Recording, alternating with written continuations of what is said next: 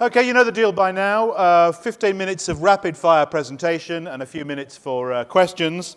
So get your questions ready for our next topic, building a pure-play subscription business for the modern world. And please welcome the Chairman and Chief Innovation Officer of eMarketer USA, Geoff Ramsey.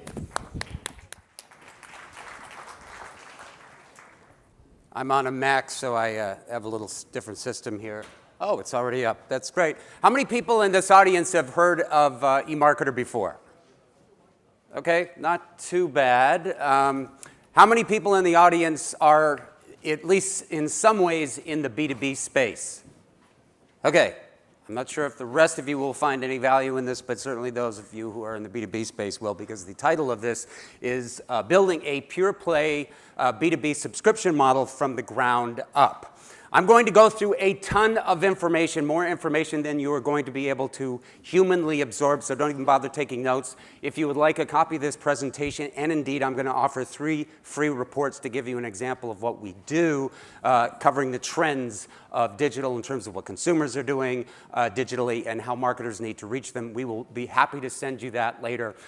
We call this in marketing vernacular lead generation. So with that, very quick background on myself. I've had 3 careers. When I was 15 years old, I was a professional magician.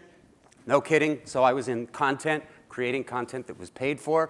I then joined the advertising community. I was not, as this picture suggests, part of the Mad Men era. I was a little bit after that. So unfortunately, I missed the 3 martini lunches. I was lucky if I got a quick beer over lunch, but that was in the 80s. So the fun times were over. My 3rd career is with eMarketer, and that's what I'm here to talk about today.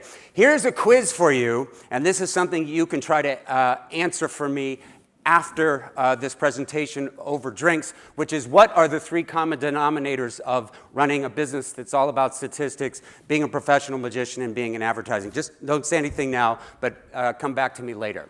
Basically, quick background, eMarketer is a platform for businesses to understand everything about what's happening online digitally. It's for advertising agencies, it's for brands, it's for publishers like you, ad tech firms, basically anybody in the digital marketing ecosystem. 80% of our revenues are subscription-based, that is companies paying for this information on a regular annual basis, and about 20% is advertising supported. So that might be a little bit different from how your model works. Why do we exist? Every company exists for a reason, hopefully that goes beyond just profit or what we call in the United States EBITDA. We have a mission, and the mission is to look very carefully at the companies or the people within the companies and understand their predicament, which is being in the digital age is like being in a bog overnight, where you never know exactly what is going to come up and grab you. You think you've got the handle on something and then something comes up. It is constantly changing, new platforms, new technologies, and new strategies, and that makes it extremely complicated, and it's constantly churning, which is actually good for us. For example, if you think you've got Facebook all figured out, you've figured out how to grow your followers and so on, along comes Snapchat, and you have no idea if they're going to be growing bigger than Facebook or they're going to explode and go into nowhere. That is the world in which we live in. So what is our mission? It's to help our clients make better decisions or more informed decisions in a world that is being transformed by digital. And I don't think I have to tell anybody in this room that the world is being transformed hugely by digital. In fact, I would say we are, to use a baseball term, in the first inning. Media and marketing were the first to be disrupted because it's really about text, pictures, photos, videos, etc. All of the stuff is very easily digitized. We're now getting into much deeper ground where we're changing cars, refrigerators in our living rooms. So the key to our success, or part of the success, is how we do it. It is the process. We aggregate, filter, organize, and analyze information, and this is key, from as many multiple sources as possible. In fact, we look at about 3,000 plus different sources to try to suss out what the heck is going on with digital, and that gives our clients instincts.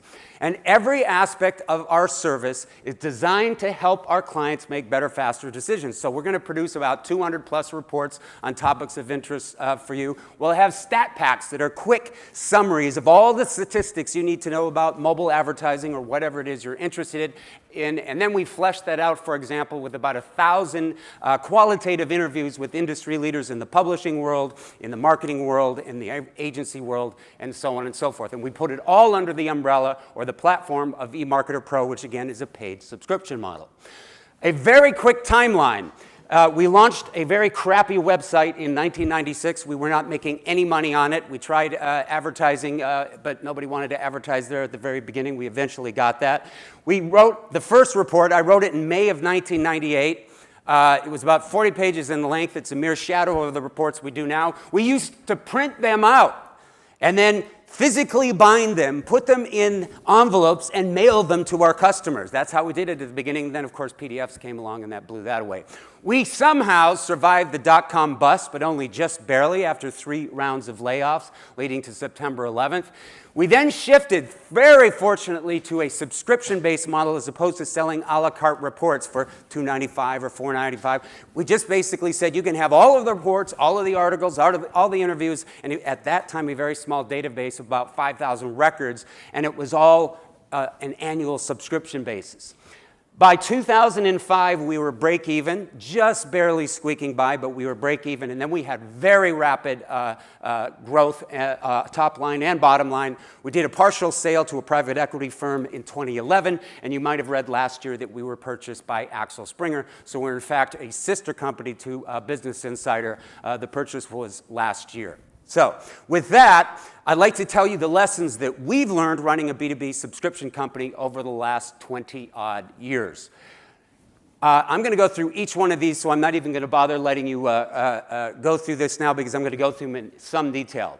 The first thing is we started aggregation. Everybody talks about aggregation. We started doing that 20 years ago, but the key is to provide value around that aggregation. We call it the Prism Effect. By looking at multiple sources, each source has a different view or a different angle or a different perspective on whatever trend you're looking at, and that provides value for our clients. And the kind of the philosophy behind that is that no single source out there has an answer or a lock on the truth. That's why we pull together in our reports, for example, sometimes 3 or 4 dozen different sources to weigh in on what's going on. Essentially, what this multiple source approach allows us to do by filtering, organizing, and analyzing all this information is it allows us to provide a more complete, balanced, and here's the key, a more objective picture of the digital landscape. So as an example, how fast is mobile advertising growing in the United States? We do this globally, but here's a US example.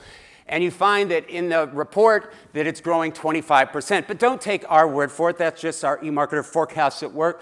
What you find is that you'll often see comparative estimates. And you'll see there's about a dozen different research sources from different banks and advertising agency holding companies. And you see that the sweet spot is somewhere around between 23 and 34%. That's really important because everybody is saying it's growing double digits. And that's really important because if you're trying to prove to your boss, or your client, or an advertiser that this is what is going on in terms of a trend, even though the numbers don't line up exactly, they're all going in the same direction, and that's really important from an insurance policy standpoint. Number 2 out of 7 is that it's important that information should be shared as widely as possible within an organization and not hoarded by gatekeepers. We're the first to admit that information is power. Remember back in the old days, we hid that information. It was proprietary because if I've got that information and you don't, I'm more important than you are. And that may be true for the individual, but for an organization, it sucks. So we believe that it's more important that everybody within an organization that could use that information gets it anytime, anywhere they are in the world, and are able to put that information to use. And it's particularly true in the digital space. In mid-2014, we made a huge bet, and it was a strategic bet. We could have lost on this, but we ended up coming on the right-hand side of it.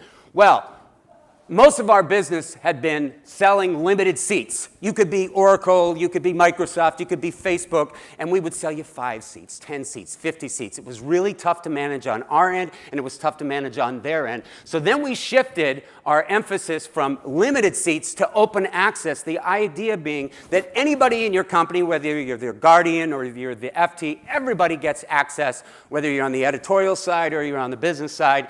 And the way it used to work is that within an organization, we would sell to what we call the gatekeepers. These were often the researchers, the central intelligence part of the corporation. And what basically, they would get access to eMarketer, and then they would parse that information out. They would disseminate it out to everybody in the organization that needed answers to the questions. There's 3 problems with that. One is it's highly inefficient.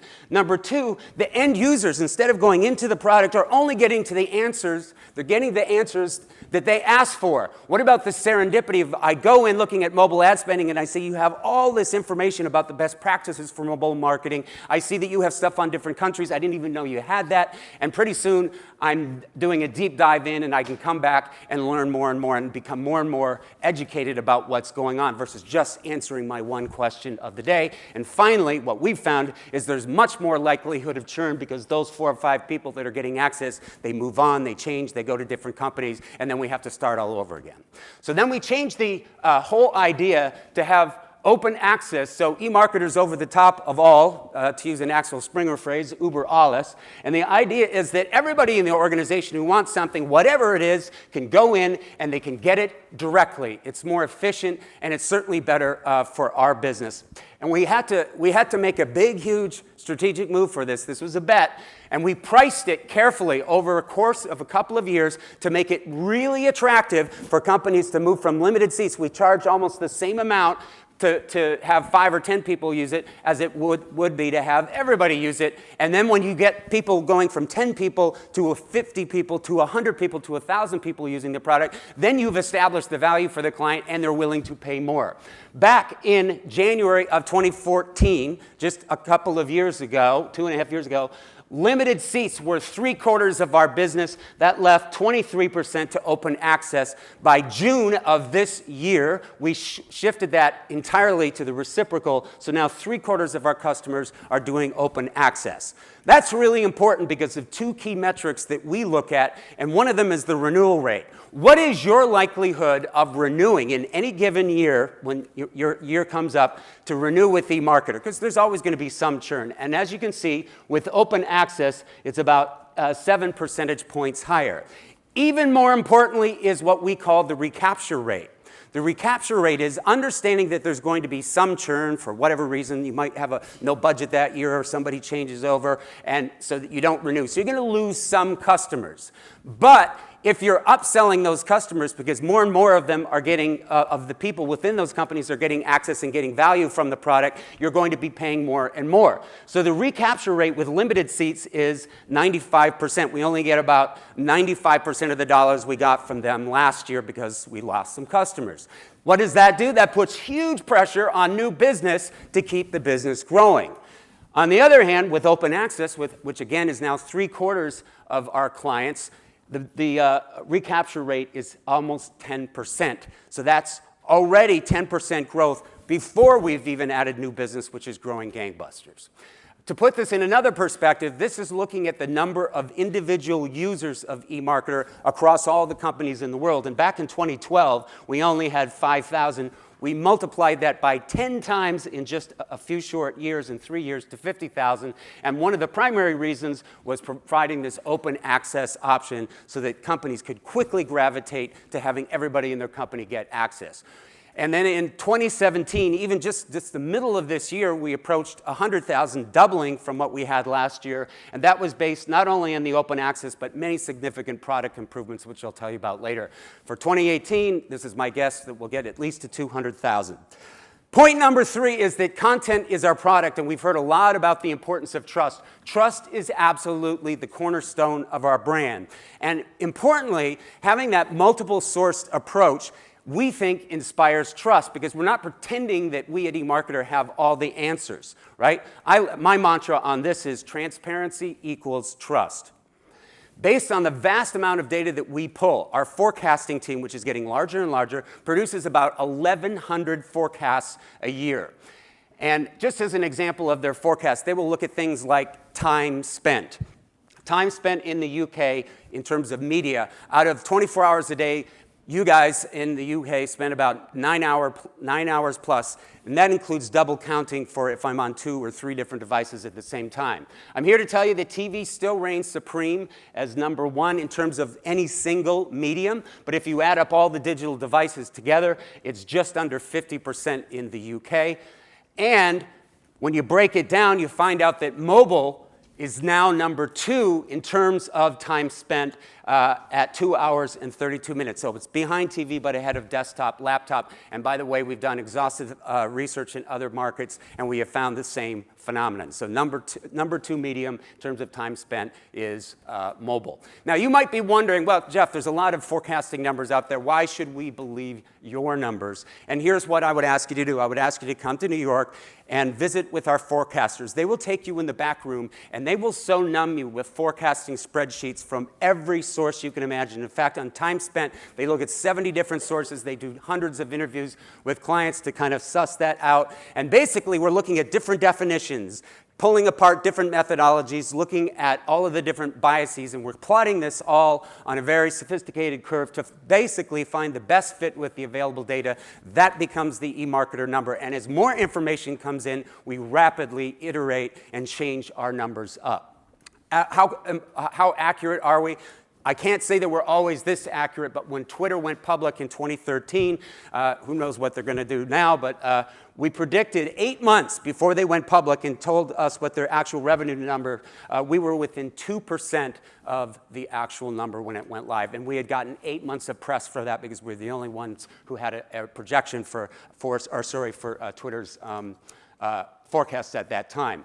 There are also certain things that we have chosen not to do in order to maintain integrity and to maintain that trust level. We do not do primary research. We don't go out and survey people because then we'd be biased towards our own survey data. Number 2, no vendor rankings, no pay to play. You don't have to buy from us to have us rate you highly. We also don't do sponsorships or ads that pretend to be editorial content. And of course, you can guess there's no fake news. Sorry, I just had to throw that in there. Everybody's been talking about it. Number 4, as we wind down, is the most important form of our marketing is essentially our own content. We're essentially a content machine. So we strive to distribute our content in as widely as possible in as many different places as possible. And basically, we're using a piggyback approach. This is from today's Financial Times, so this is real. This is the front page. And it's all about the whole Russian scandal with Facebook, right? We're in the story, but we're not. The story is not about us. We have simply supplied the journalists that are writing the articles the information they need so that they can fill in the gaps with what the stats are and maybe an analyst quote or two. And that piggyback approach has gotten us somewhere in the average of 8,000 plus global mentions every single month. And it's in pretty prestigious top-tier publications like this. And we also have a very loyal Facebook and Twitter following. We also distribute our content with free products, right? So we have a newsletter that reaches 250,000 people. It's free. 224,000 people around the world read it. And this is important because we also make a lot of money off of this free content. It's very highly profitable, great margins on that business.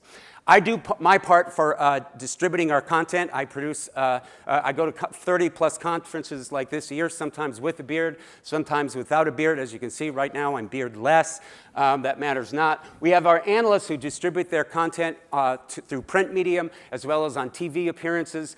And on top of that, we do tons of sponsored webinars where clients are actually paying us to reach the leads that they've generated, and we get to keep the leads. So we're essentially getting paid for the leads, and all we're doing is repurposing our report content. Number 5 is that we've learned that information needs to be pulled as well as to be information needs to be pushed out as well as pulled. In other words, you can't count on people always coming back to your site. You may not be top of mind every single day, so you have to figure out ways to push it out. But before we get to that, we first learned, looking at our own data analytics, that 60% of the visits to our pro site start with a search. So one of the first things that we did last year was we improved our search engine, made it faster, made it more accurate, and we increased user engagement by fully 15%. But back to the push thing, We also set this up so that you can get custom alerts where you choose, you tell us what kinds of topics and subject matters are of interest to you, and you can tell us what geography is of interest, and then you will get, and this is tied to the initial registration process, by the way, and you will get emails that are highly relevant to you, whether it's a series of articles, interviews that we've done, reports, or charts that are exactly relevant to what you've told us directly is important to you. Winding down, number 6 is innovation. We've heard a lot about that today. I even put it in my title, so I am the Chief Innovation Officer at eMarketer. I then created what's called a customer advisory board so we could constantly iterate new beta versions of our product to see what clients actually think about it. We then created a product team. We didn't even have a product team before, and now it's about 5 or 6 people, and it's growing. The next stage is that we are aligning our product team with our content teams so that we have much better collaboration, because essentially the content is the product and product is the content, and that's why we also created a user experience council to kind of be an advocate internally for the benefit of the client.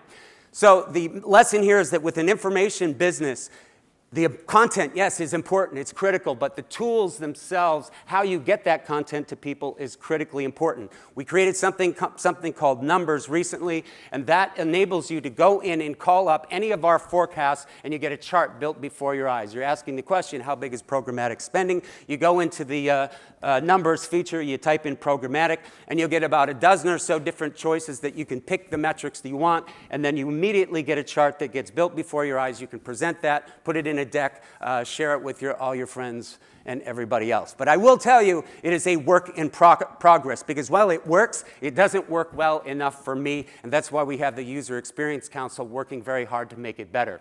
Innovation is as much about improving the stuff you've already built as it is about building the next new thing. So our User Experience Council looks way less at the shiny new object, that mobile app or whatever it is, and we're looking much more at what can we fix that's broken, answering the question, is it easy to use? Is it intuitive? Is it useful? We are constantly asking ourselves that question, and maybe that's why we have a Net Promoter Score of 59%, which for a B2B company is more than double the average. It's all about user engagement, and that brings us to the final slides, which is about the metrics that you have to choose for yourself that are going to drive your business. We have our own data dashboard, and one of the key things that we've learned is that 92% of our new business clients that come in the door go for open access, 92%. We saw how the recapture rate for that is phenomenal. We also created a health score so we can predict in advance if a client is looking like they're not going to renew. It's incredibly accurate based on usage. In the top tier of usage, as an example,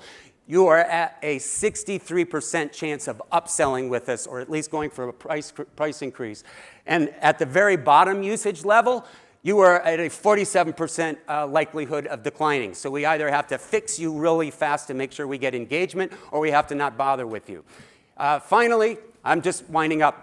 One last stat of the day. This is an actual study, a global study from MIT and Deloitte. It's a very reliable study, asking executives like yourself, what's the #1 digital mistake they make? And the answer to the question is lack of understanding of digital trends and the impact of the company, which is why we built eMarketer Pro. And with that, I want to say thank you. And if you would like a copy of any of these reports, please give me your business card, or Alana, who's sitting right back there, and we would be happy to take that information and add to our lead gen program. And with that, I say thank you very much. Thank you, Geoff. That was quick fire. We don't have any time for questions, I'm afraid, but we do now have, we're back on track. We have just 5 minutes to switch over to our next session. So if you are in here, media in a platform age, the specialist stage through there, and the innovation theatre, where to with digital payments and diversification. So literally just 5 minutes. We'll restart at 3:20 sharp. Thank you.